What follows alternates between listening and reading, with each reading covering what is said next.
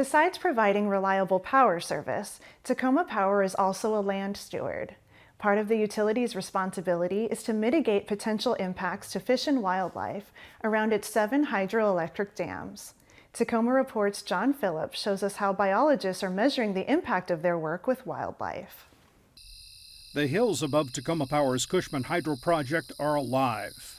And I think it was sensing the camera because it was looking, some of the shots, it was looking right at the camera. Their job takes Tacoma Power biologists deep into the woods where the utility owns and maintains thousands of acres of wildlife habitat.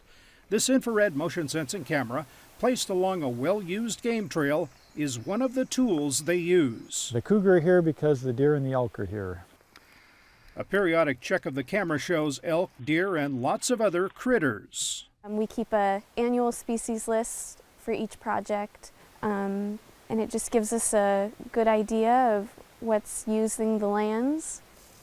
Providing habitat improvements at Cushman is part of Tacoma Power's license requirement. These biologists try to quantify the efforts. And so we built a trail right across the top of the ridge here that leads up to our forage fields. And as we were hoping, they took to it quite readily and have started using it. Tacoma Power created several large forage fields to help increase food sources for the Skokomish Valley elk herd, which has remained small. This year, the elk fields are nice and green. The signs of the elk and deer are all around us, and it comes in the form of poo. Oh, no, here it is. Another elk. The biologists use a pellet count along 100-foot corridors of the fields to gain an approximate census. I've got one elk here, and we are definitely seeing a fair amount of elk use. And when we first came out here, there was very little, and this is just within the first few years, but now we're seeing a lot more evidence of use. For Tacoma Report, I'm John Phillips.